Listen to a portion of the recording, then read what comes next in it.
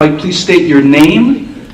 If again the question is to a specific candidate, please indicate so. If it's general question, please indicate that as well. I'll try to spread out the questions. That's okay. Alrighty. So the mic hopefully is on, and the mic is yours. My name is Melody McGregor, and it's just a general question. So as Ontarians, we value our safety net and how our tax dollars are being spent. It's a priority for women and children to be safe from sexual and domestic violence. The costs of domestic violence and sexual violence to Canadians are high. $7.4 billion in economic costs for domestic violence and $4.8 billion for costs related to sexual assault, in which more than 90% of the victims are women. How will your party commit to addressing violence against women in Ontario? Now, because it's a general question, what I'd like to do is have some sort of order here. Perhaps, to be fair, maybe the reverse order of how the candidate spoke the first time would be appropriate. So, Mr. Tellerico.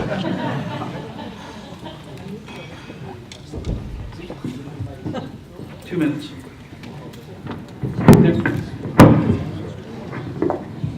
2 minutes. Okay, that's quite all right. I got a loud voice. Certainly, we need to address those issues. We need to definitely move past, get more policing on that, as well as identify what the factors are that makes that happen, which males or females that are prone to that violence, and try to correct it before it happens. Thank you. Thank you. Mr. Wilson.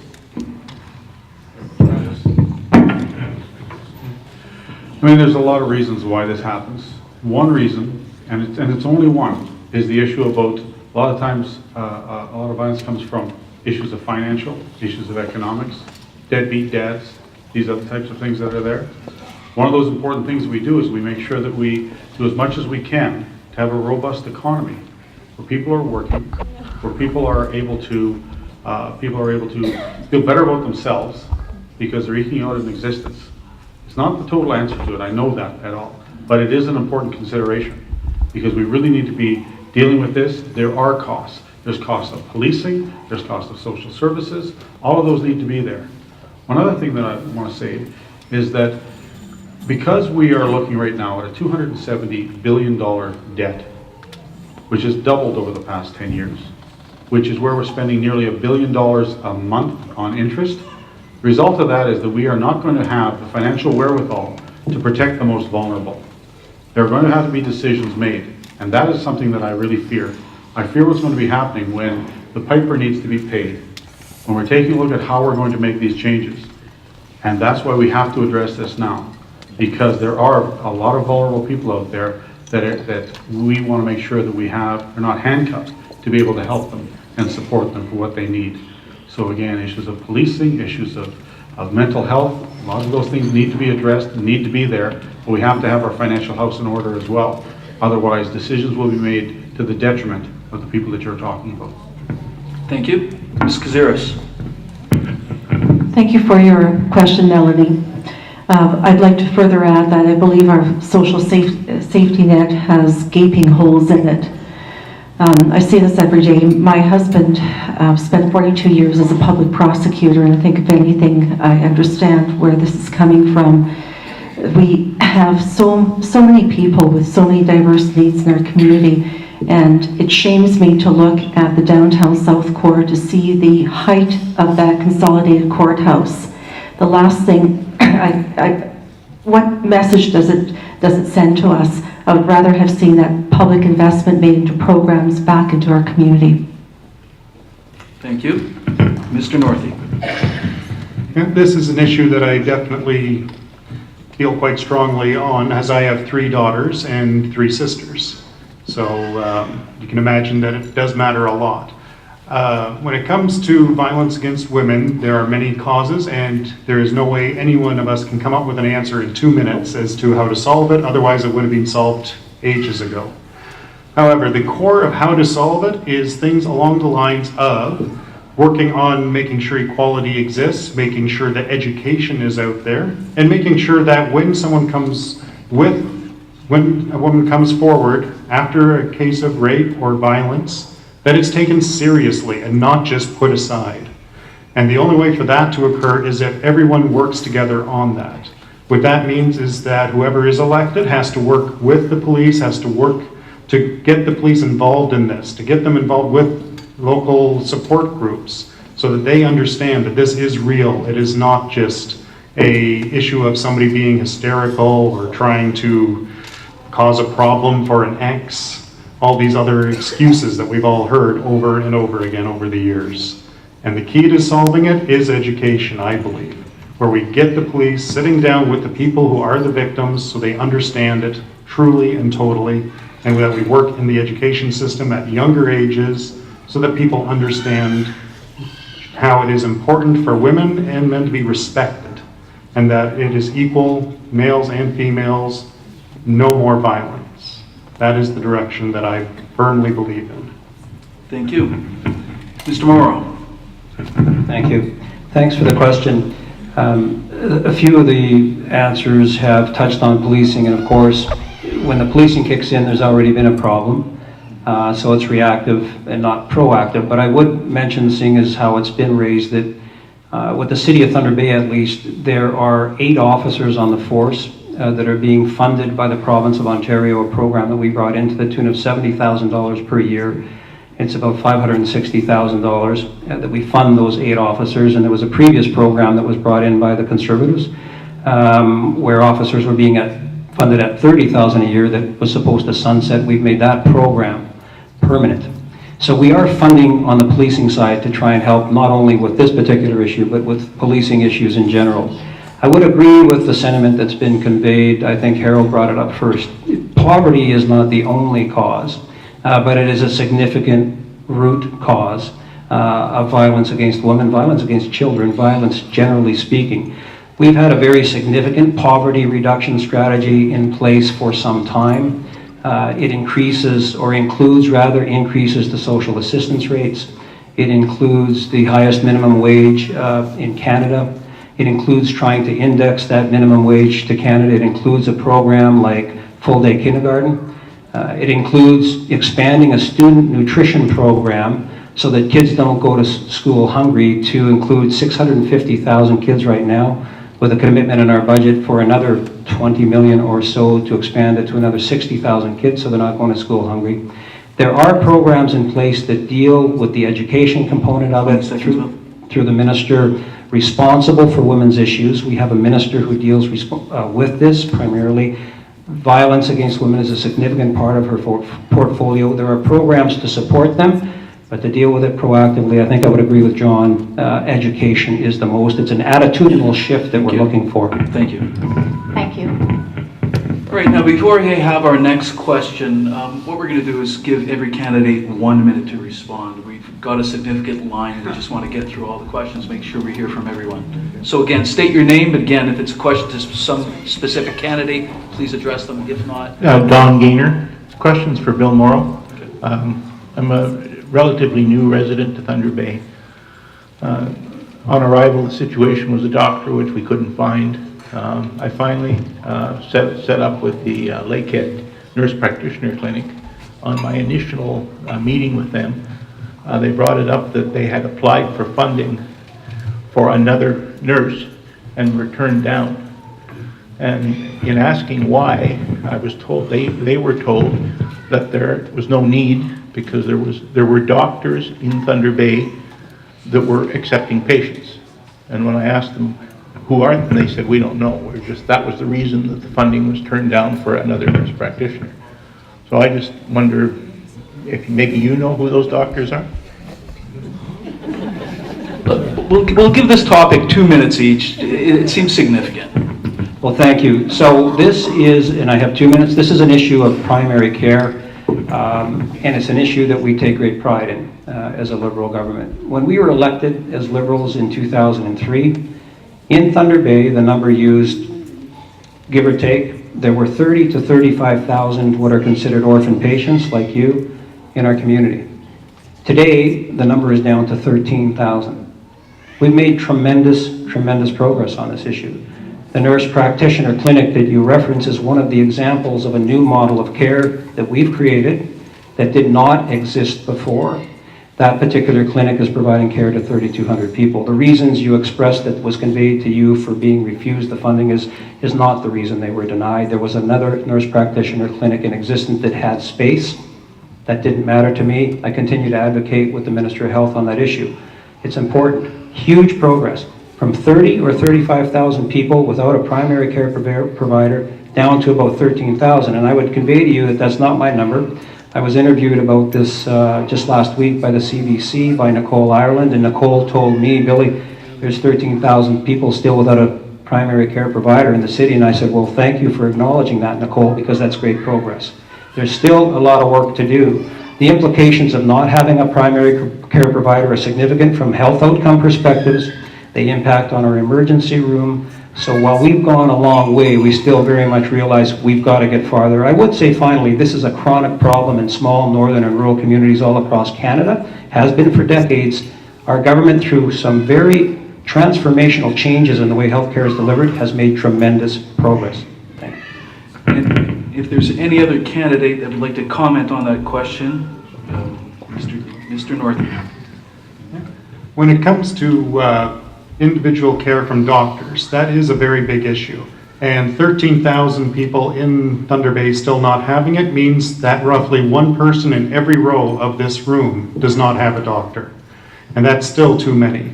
I think what we need to look at doing in order to solve this issue is we need to have very clear standards on what number of doctors is acceptable to number of patients. Right now, I don't believe there is a clear number on that. I believe that many doctors right now are taking care of literally over 1,000 patients. How many of their patients can they even know at that point? We need to work on improving this. We need to have clear standards across the province, and then we will know what the actual situation is rather than it being guesswork, where Bill, I'm sure, has fought very hard for the area on that. But we need to not have MPs having to fight to get doctors into an area. They need to have clear numbers saying, hey, my area right now has 2,000 to 1 ratio of doctors to patients. Your area has 100 to 1. Let's fix this. It is very clear. Right now it is not obvious, and we need it to be obvious. Thank you. Mr. Wilson had his hand up next, then Ms. Kazuris. I also shared this with Nicole Ireland when we were talking, is that my family doesn't have a doctor either. When we arrived back from Alberta, I was hoping to go to my great doctor that I had before, and he went and retired on me. So that's how these things sometimes work. And he also let me know that some of the newer doctors might not be interested in the 60-hour weeks, but that's a whole other topic there too. It is important that we're taking a look for more practitioners, nurse practitioners, doctors, but it's also an area where we have to take a look at where the government's priorities are. I was in Atikokan on the weekend, and I was talking to a social worker. What she told me was, she says, look, if we had one more social worker and one more nurse here, we could really do something with the backlog that we have. But instead of putting the emphasis on that, they have a manager and an assistant manager of the of facilities. They've got other administrators that have come in, so they've got like 4 administrators instead of having what they really need, which was another social worker and another nurse. And I'm afraid when we look throughout the whole piece of this, we've got, and this is across the board, health is the one I'm talking about right now, we've got a lot of administrative people that are coming in who aren't the ones that are going to be able to help you with what you need when you need it. Thank you. Ms. Kazuris. We are certainly producing new graduates here in Northwestern Ontario. However, what is the incentive for having them remain here? And I think the NDP platform presents a very practical approach, which is that of actually helping to reduce the post-secondary debt from medical professionals, and that would be one way to retain them in small communities. Atikokan right now has 1 physician providing primary care. That's unacceptable. And Mr. Calderino? I'll save some time. All right, thank you. No response. Please again state your name and direct your question to an individual if need be. Joanne Davies. This is a general question. There are hundreds of families in this rural area of the city and in Needham Township who need a safe potable water delivery to supplement their wells. Will the Ministry of Municipal Affairs and Housing ensure the continued availability of reliable water delivery for these families at cost from the city supply system, which was also built with provincial dollars? And so to try to make it fair, what I'll do is I'll have Mr. Wilson go first, and we'll go down the road back to, no, we won't. We go to Mr. Wilson, the NDP, the PC, then the last two, please. Thank you. And again, no, we'll try to keep it to 1 minute, please. Thank you. Okay, I'm pleased to stand in for the Minister of Municipal Affairs and Housing on this one. I think that's who you're directing it to, but anyway, the issue of potable water is an important one. So is the issues of wells. We have a lot of residents in our rural areas that utilize wells, and we have to make sure that we have those opportunities. I happen to know a well driller that I can see right from here. The issue about what the municipality is going to do, that is a question. They have been talking to the municipality. I think that's important. At the same time, as we really have to take a look at what the responsibility is of the province. Is there some opportunity for us to be able to assist? I quite frankly don't know the answer to that right now. I do know that if you go into the rural area, there's always challenges. One of those is we have the station over here. It's right near my house where people get water. And I know that that's continuing, and they're delivering it themselves. If you're going to need delivery services, I think that might be an opportunity that's out there for a very entrepreneurial person. 20 see what the right answer is. Thank you. Ms. Kazuris, I believe I said was next. Thank you. Thank you, Joanne. I don't have a response to that question, but I thank you for raising the issue. I was not aware of the number of people who are reliant upon that delivery. Thank you. Mr. Morrow's next, and then we'll have the last. Yes, thank you. I wonder if I could ask the question. I'm not completely clear. Is you asking if the wells here in the South Needing, but in the city of Thunder Bay? Yes. And how are you linking this to the province? Just my second part of the question was, would the Ministry of Municipal Affairs and Housing ensure the continued availability of reliable water for families at cost? Well, it's a City of Thunder Bay issue. It's not a Ministry of Municipal Affairs and Housing issue, so that's why I'm asking you to clarify. I thought maybe you were in a farther rural area outside of an organized municipality. So if you're referring to South Needing that is within the boundary of the City of Thunder Bay, obviously this is an issue for your municipal councillor, your mayor, your councillors at large. I'm not sure if there's something that's changed in terms of the system. When I was on council, they used to deliver the water out here and people used to get it from the system. I don't know if something's changed in that regard, if that's what you're trying to convey to me, but that's a municipal decision by your elected mayor and councillors. So I'm still trying to, as I'm talking, hopefully there's some link back to us. If it's not in an unorganized territory, then this is completely within the purview of your municipality. Time, thank you. Mr. Northey. Much like the rest of them, I'm looking at the issue and trying to think of how the province jumps into the issue to take care of the water, as water is primarily a municipal responsibility.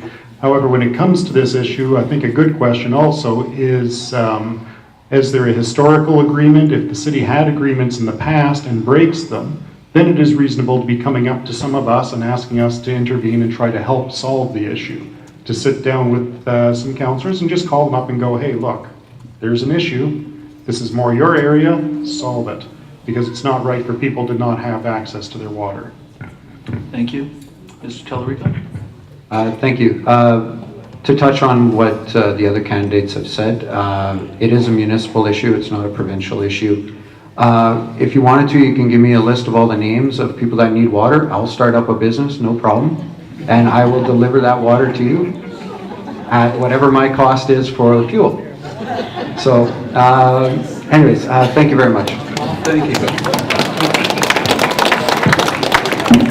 Next question, Chief Georgianne Morrison. Good evening, Chief Morrison, Fort William First Nation. The issue of the bridge burning down in 2013 effectively revealed race and political tensions in Thunder Bay. Its continued closure is impacting not only Neebing and Westfort, it's also impacting Fort William First Nation, which has obviously created quite a safety concern for our community because we're now transporting all of our children every day onto the highway, which, as we know, has had many, many accidents It's only a matter of time before something very fatal happens. The CN has been signaling the fact that they want to maintain closure of that bridge. So what I'm wondering is what each of you candidates can tell me what you can do to, one, look at a long-term solution of partnership somewhere, somehow, to possibly build a new bridge.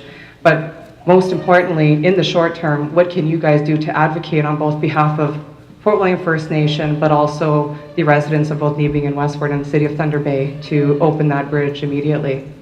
And I think we'll start with Mr. Morrow on this one, please. Well, thank you, Chief, for the question. I would say on the safety piece of it, immediately, well, not immediately, but in very short order after the fire occurred, I did write and call to the MTO to see what, if anything, they would be doing to address traffic concerns at that particular intersection. So we did make sure they were aware of our concerns as a constituency office and as the MPP responsible for the area. In terms of the longer term solution, I guess I would answer it this way. We have not had anybody who's approached us yet on the file, not Fort William First Nation, not the City of Thunder Bay, and not the federal government, not CN themselves. We have a very long and proud history of investing massively in infrastructure since we've been elected in 2003, including roads and bridges. I'm not making any public declaration here, but it would be my expectation that in short order there's going to be a request that would come to the province to help in terms of this issue. But hopefully CN will live up to their obligations, I guess, not knowing the details of the contract. Thank you. I just want to make a quick point, though, that the safety measures on those bridges are on that road and highway is completely inadequate. You don't have to be a provincial candidate. You don't have to receive a letter to know and see that they are inadequate for everybody that converse and travel along that highway. Just wanted to make note of that. Mr. Wilson. Thank you, Chief Morrisseau. You are bang on that. As your MPP, I would not have to wait to be invited to come to a meeting to discuss it. This is a safety issue immediately. This is an area of issue for my constituents. It's not just the people that we're talking about. If you're in Nebing or if you're in Fort William First Nation, a lot of people are utilizing the facilities there, whether we're talking about the hockey rink. We're taking a look right now. This is the summer's coming up. Chippewa Park, there's more and more and more traffic going to be there. Anybody that's in tourism is going to be taking a look and trying to get up on top of Mount McKay, which is fantastic. I wouldn't have to be asked to be invited to the meeting. My first call was going to be to the chief, would be to the mayor and say, how can I help you with this? This is an important consideration. It affects my constituents. It affects my municipality and my people. So how can we help to make this thing happen? And if it needs to help to facilitate something with CN Rail, then let's get on with it. Thank you. Thank you, Chief Morrisseau. I myself have attended several of the meetings and have heard very articulate and passionate pleas by members of both, for lack of better terms, both sides of the community regarding that. And I think there's something that we're very afraid to discuss here. It's not the physical infrastructure, but it's the social infrastructure here. The fact that we are still unable to address the underlying issues of racism. And that beyond building a physical structure, that's still there.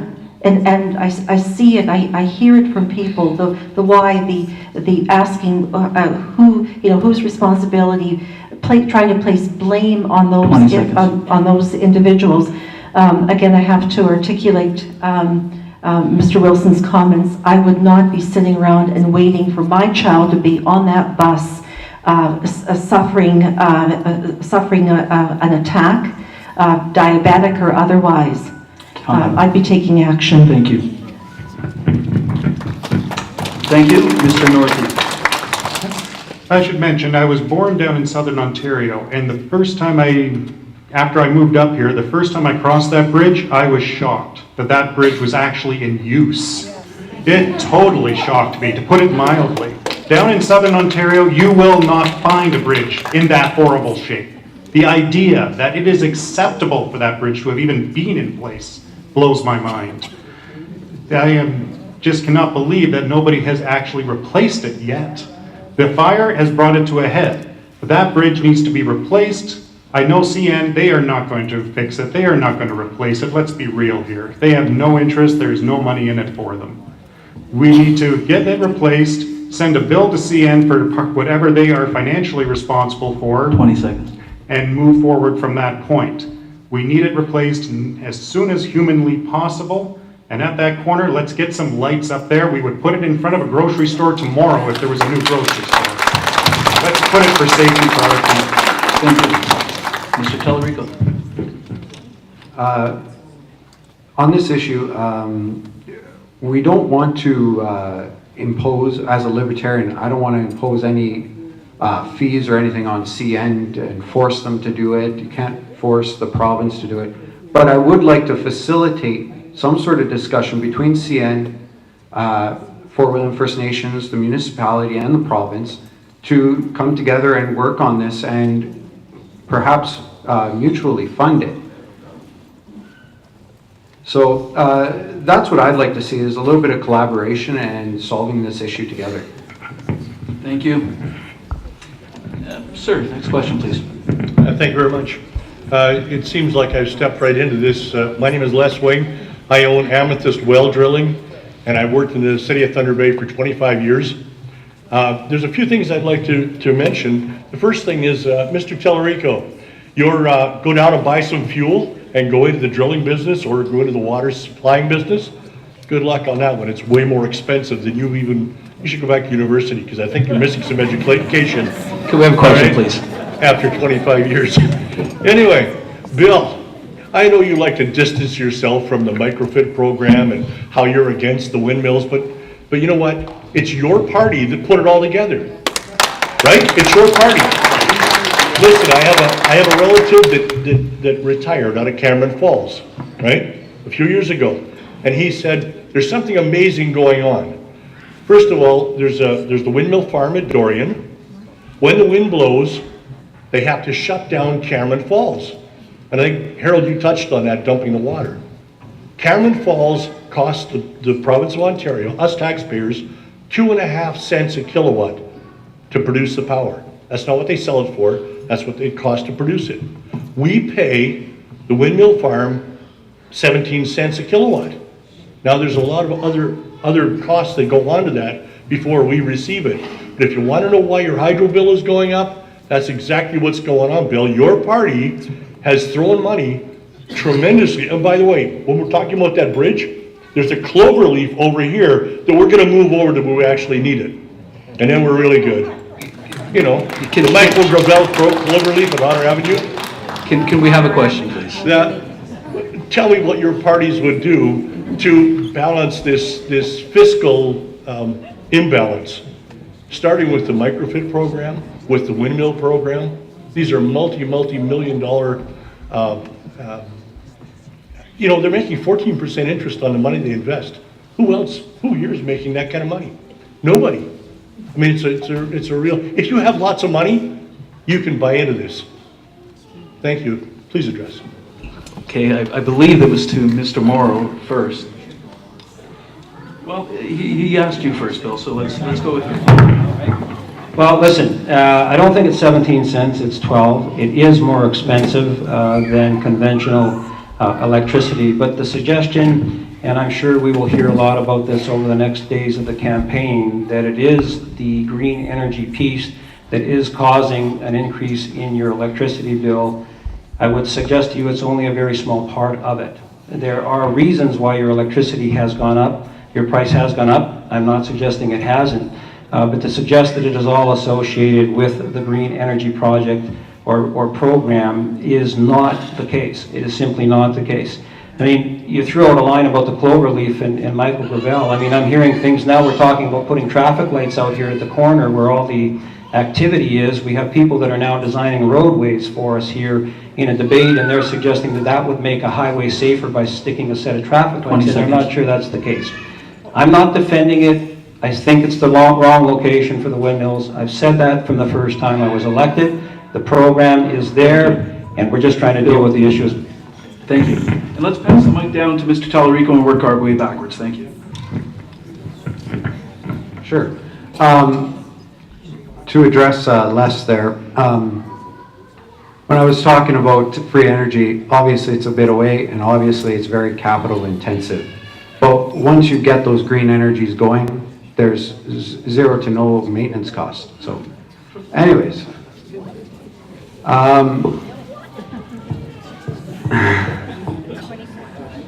So I'll just leave it at that.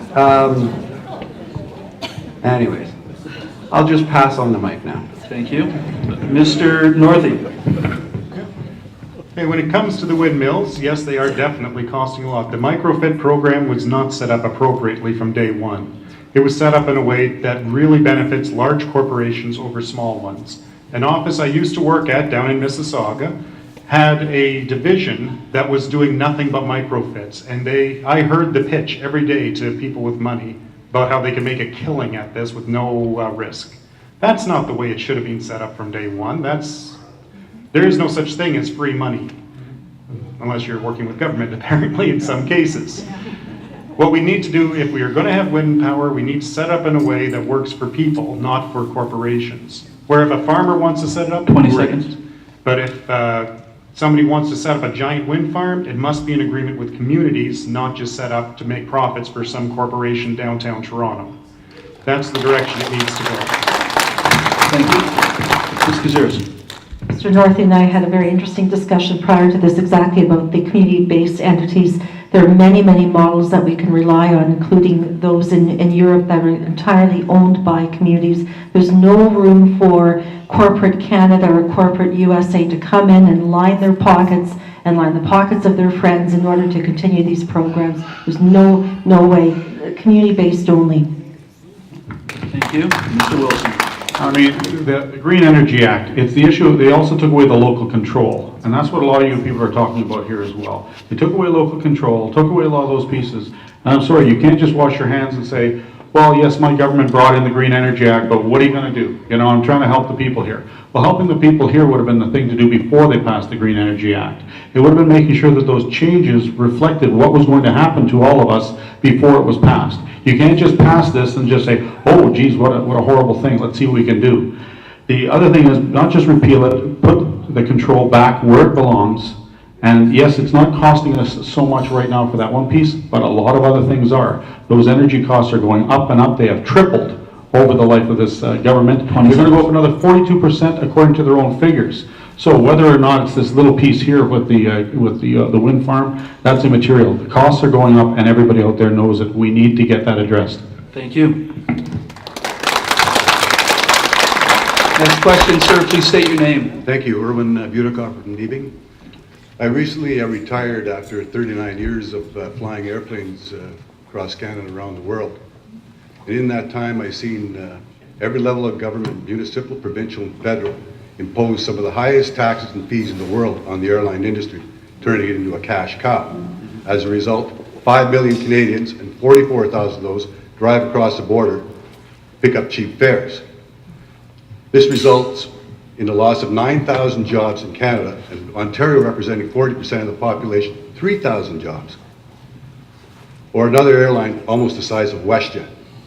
So you, in speaking with your leaders, how can you engage the federal and other levels of municipal government to get those jobs back across the border?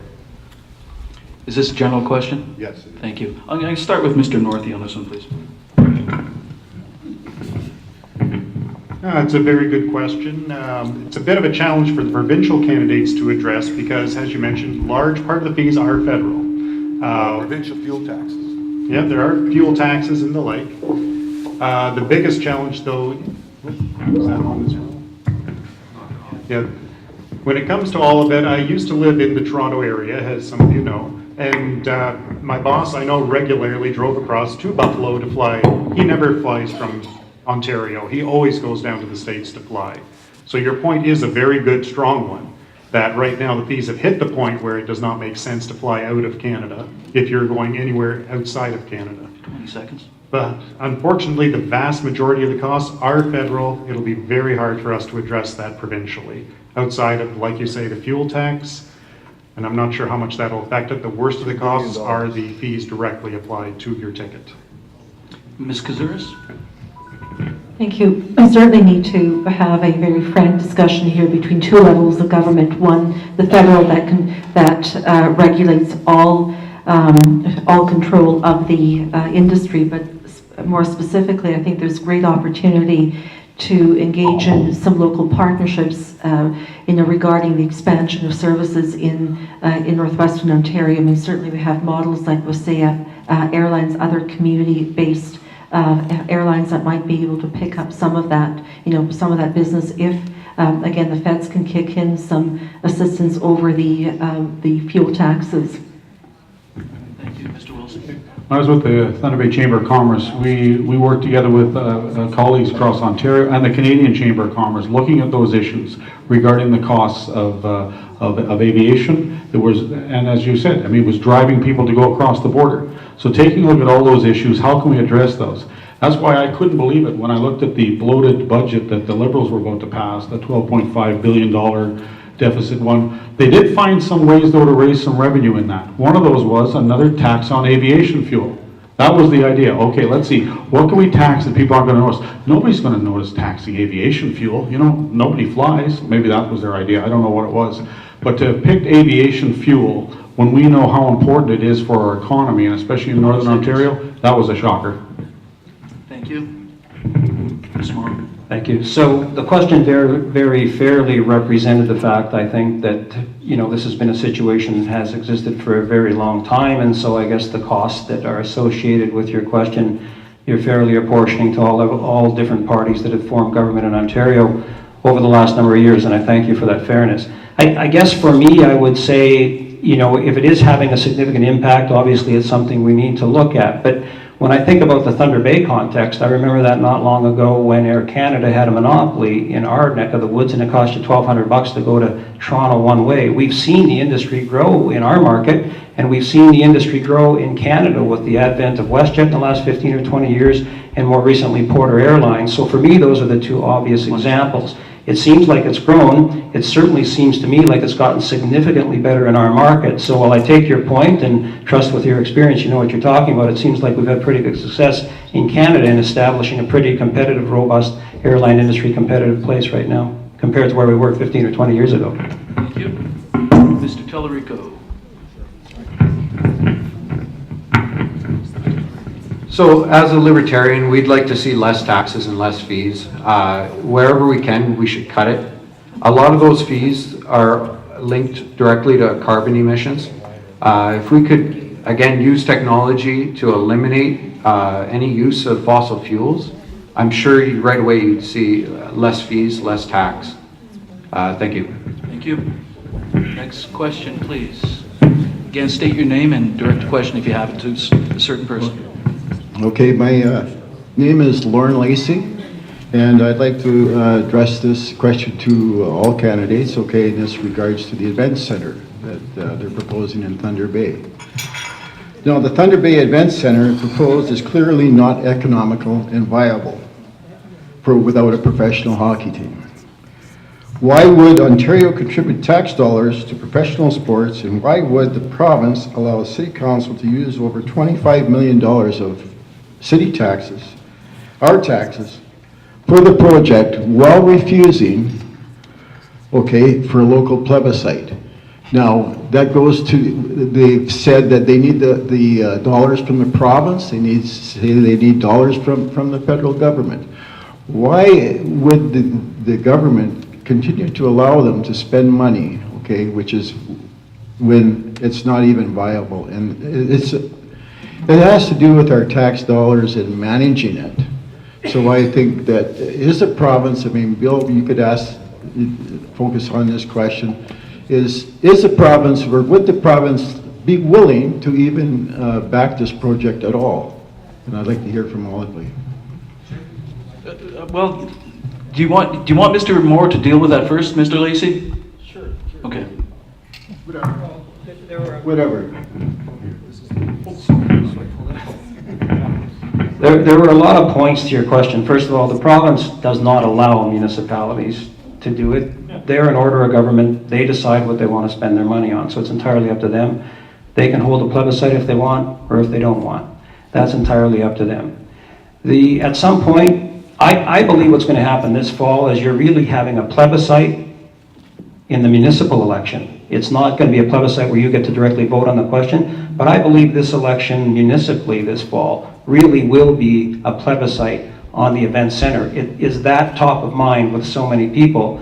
They really are going to cast their ballots, I believe, for a councillor, for a mayor, based on their opinion, or at least a lot of people will be on this particular question. So in some regard, it will be a plebiscite. I think post that, you will have a clearer opinion from that council whether or not there still is going to be a willingness to go forward with this event center or not. Ultimately, it will be determined if we actually even have a program to which they can apply. At this point, there is not. Thank you. Can we go to the NDP and then Mr. Wilson, please? Thank you. There are very few issues I would agree upon with Mr. Morrow, but I'd have to say that I do agree in this one, and this is something that you're going to have to take up with your municipal candidates. Certainly, yeah, I think that, yeah, it's safe to say we're unanimous on that one, and I would encourage you to pepper your municipal candidates with that question and ask perhaps why it is we're driving across the roads that we are, and yet the focus is on the event center. Let's go to Mr. Wilson and then... Okay, well, when I was with the Chamber of Commerce, one thing we were saying is that the city had taken a look and wanted to do the studies. We said, fine, do the studies. Let's see if it makes fiscal sense. So I know that some people have been concerned about this. We're still saying they're doing phase 3. I congratulate them for going on phase 3. But what we said all the time, what I will continue to say is it has to make financial sense. Mr. Lacey's made some good points. Some other people are saying that it will not make financial sense at the end. I'm not going to prejudge that myself, although, you know, that's a lot of the indicators. Let's take a look with what they come with. There's some interesting people that are putting some good ideas together. Let's take a look at what that final result is first. Okay, that's the thing. Will it make money? Will it be an economic stimulus? All those questions are going to be there. I'm going to see how that comes out first. Okay, regardless of the issue about provincial funding, but as again, I think we're all in agreement. The day that the province tells the city how to spend its money, mind you, at the same time as I think the province should quit trying to spend money that the city could use. I mean, that's a whole other topic of downloading onto them, but and away we go. Mr. Wilson, thank you. Let's go to Mr. Tellerico and then end up with Mr. Northey. Sure. Tons of issues surrounding this. Mr. Moore, please, thank you. Tons of issues surrounding this event center. So many issues, so many arguments. I haven't really seen a comprehensive cost-benefit analysis at all on this, as well as where it's going to be, the kind of traffic and transportation, and all those need to be addressed before we go ahead and spend that kind of cash. Thank you. Thank you, and Mr. Northey. When it comes to the event center, if it was going to turn a profit, businesses in town would have already built it. That's a pretty safe bet. They don't like not making money. So I seriously doubt the event center will ever make a profit directly. However, is it something that should be funded by the province and the city and all that? The city is, and the feds. It's up to the city to decide if they're going to push for it, not up to the province, as well it should be, it's their initiative. But when it comes to the province, what we need is very clear rules on when the province will fund these things, rather than it being, let's apply, and then, oh, wait a minute, we need to pull out the parking garage now if we want to actually qualify. Oh, do we qualify now? Oh, no, let's pull out the pedestrian bridge. We need clear rules on these things, and that's the direction that we need to go with this as far as the province is concerned. And I just hope that when it comes to election time, that there's other issues as well as that, and that it isn't just one issue to decide it, or we could have some real nightmares on council next time. Thank you. We have 2 questions left. Next speaker, or next question, please. Joe Simone, this is going to be directed mainly at Bill Morrow.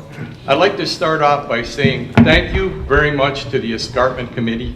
Without you guys, we'd be looking at God only knows out there.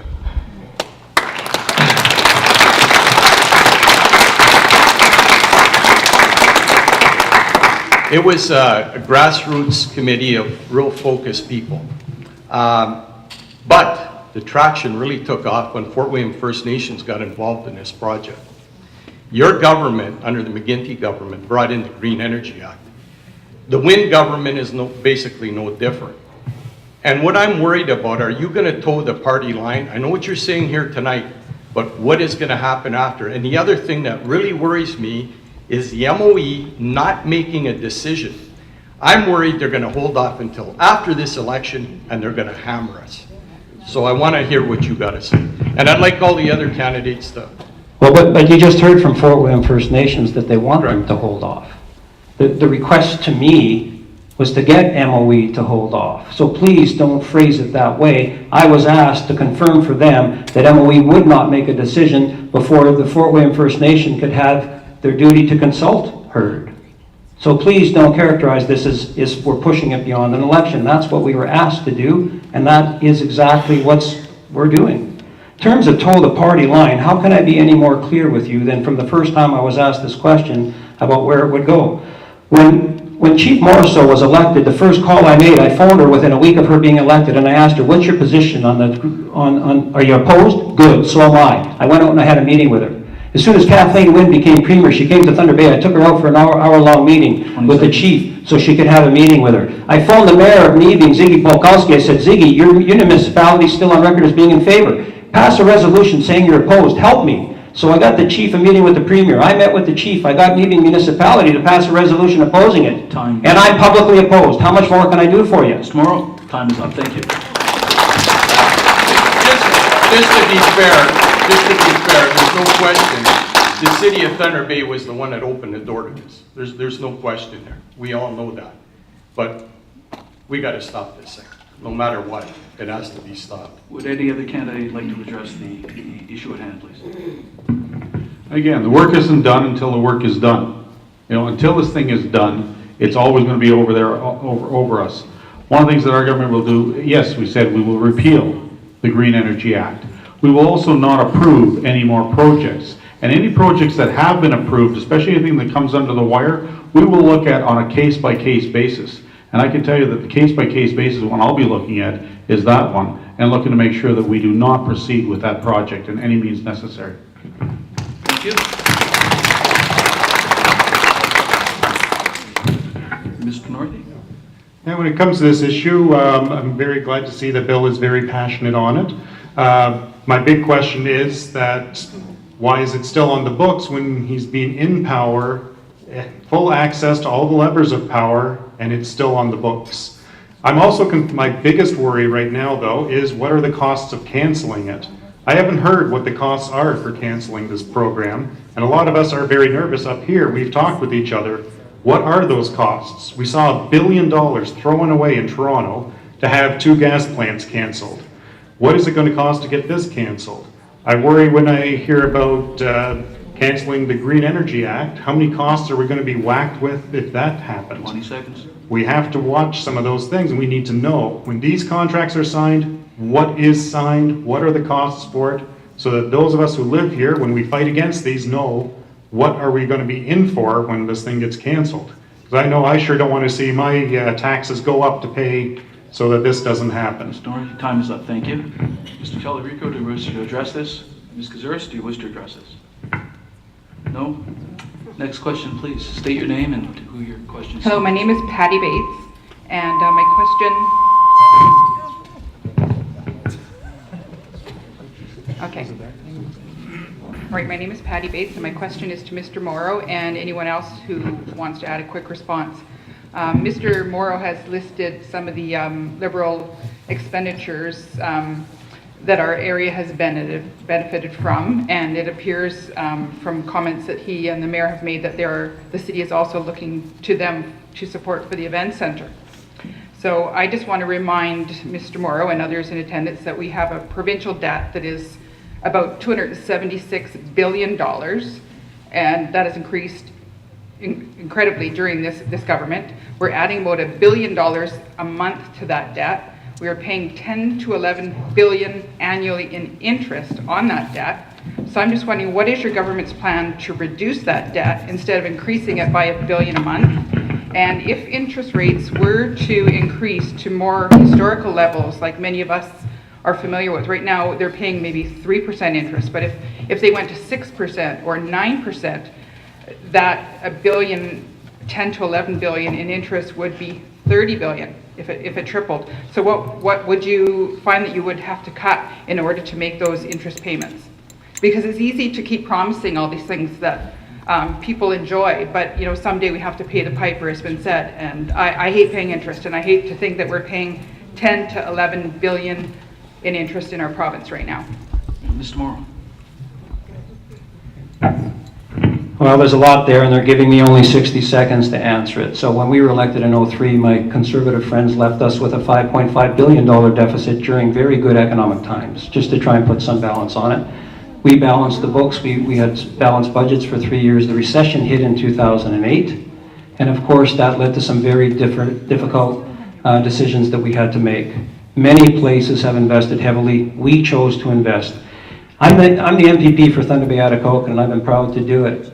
My job is to deliver for this riding.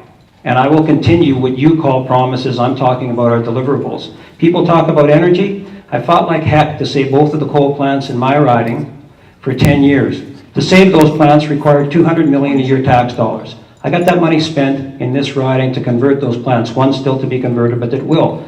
Now, if there's I got a long list of stuff, and maybe the folks up here would tell me which of those that came into this riding they'd want to cut. Maybe the 4-laning for the highways, maybe the angioplasty program, maybe the 2 coal plants, and my list can go on and on. That's my job, and I hope that I get a chance to continue to do that. Thank you very much.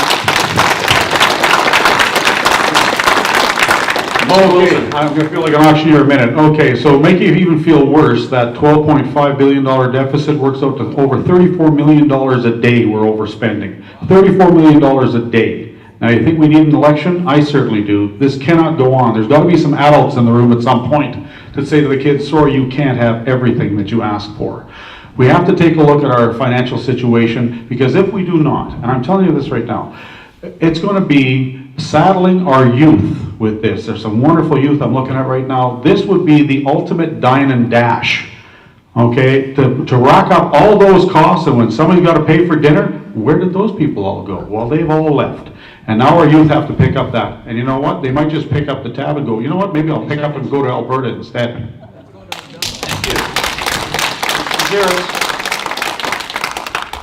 Let's look at the record of the Liberal government since the 2011 election. One of the items that was promised was an Office of Fiscal Accountability. Maybe that is part of the solution, Patty. Thank you. Mr. Northey. And when it comes to the budget, I advise everyone to take a look at what every party has offered in this election. When we look at whatever the other parties are suggesting, I see a lot of pixie dust and varied promises. Like, it's just not realistic what a lot of them are saying. If you look at the green budget, every single thing that we say, if we're going to increase spending on a program, we say where that money comes from. Big part of the money that we're talking about is things like charging enough on water that is being taken from us for bottled water and increasing the rate significantly. Right now we're selling it for pennies. If we increase it just to 1% of 1 cent per liter, it would actually raise almost over $500 million a year. Why are we giving this away? Are they going to go get it from Arizona or something? 20 seconds. Like, come on. We need to get the rates for all our aggregates, for mining, for all of that to at least the Canadian average. Right now, we are charging the bottom of the barrel across the board. That will cover a lot of these costs and put us in much better shape. Thank you very much. Finally, Mr. Calorico. Actually, I'll pass on this. Thank you. Thank you. We have one last question for the evening, and then we'll wrap it up. So, I promise I'll be short and sweet, and then I'll shut my mouth. I just wanted to get back to what the gentleman said. He actually had a valid point, Bill, with respect to the elections coming up and having commitments and promises and rhetoric thrown around during election time. But what I would like to know is, I would like something in writing. I'd like firm commitment to, first of all, protect the treaty rights that were not protected in the very beginning. Fort William was pushed off to the side, and in the beginning it was a completely different project to begin with. So after the fact, and I heard somebody make mention to it earlier about the project and there being support, but really it was support in the onset of a different project, different location. After the fact, nobody came to Nebing, Thunder Bay, or Fort William First Nation to say, hey, is this still the case? Do you still support? Now, I am not here to discredit you or undermine the fact that you have taken some effort, and you really have. You've come to Fort William, you've brought the Premier in, yes, you've done that, but I'm still looking for a firmer commitment from the government and from the province, from the federal government, everybody, that will protect the treaty rights. My treaty rights are non-negotiable. They're there. They are fundamental. They've been there since the onset of time. They're historic agreements between the Crown and the First Nation people of Canada, and they're not going anywhere. So I just wanted to make it clear, because I really think that with respect to this gentleman, what he brought up, he did bring up a valid point. And I don't think we want promises from anybody. We want commitments, and that's what I want. And again, I'm not discrediting you. I'm just saying to all the candidates here, commitment goes a lot farther, and something in writing. So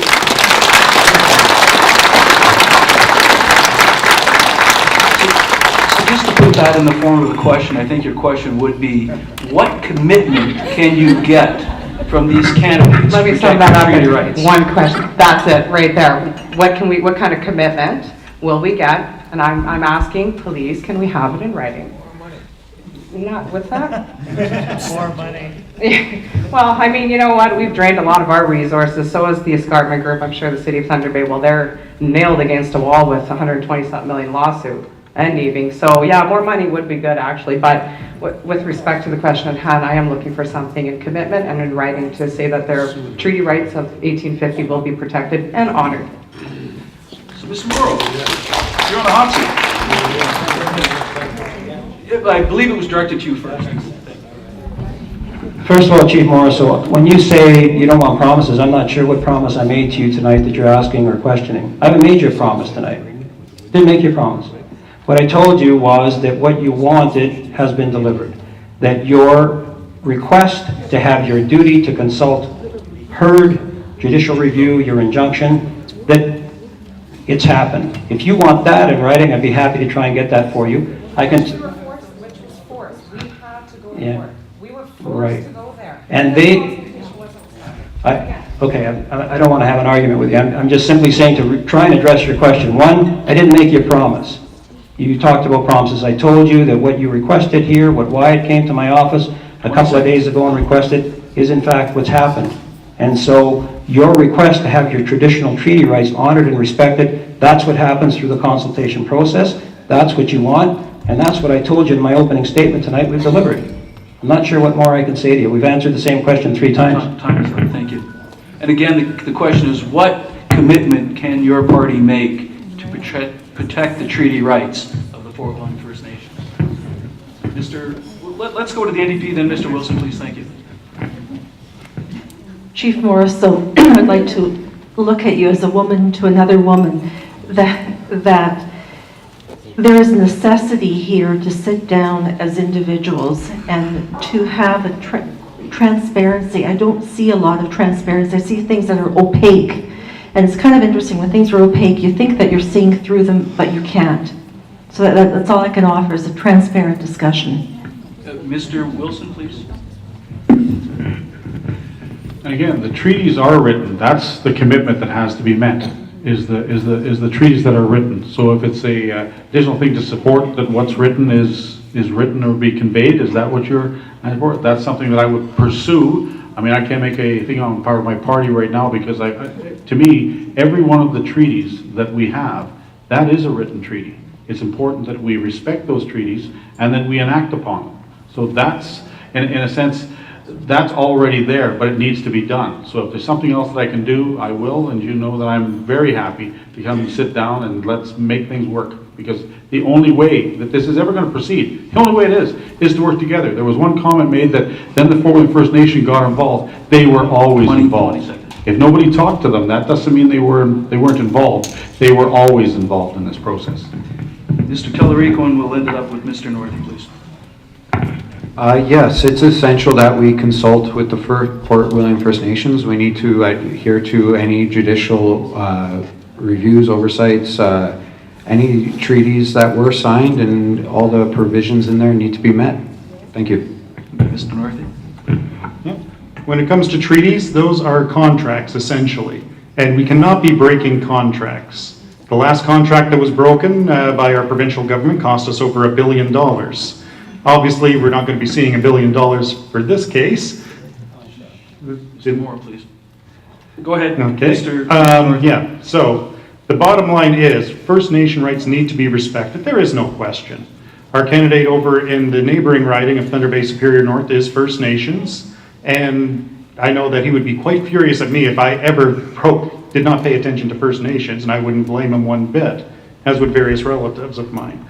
So there is no question that any First Nations, if need me to sign something saying I will respect First Nation rights, you can bet I would sign that in a split second. Thank you.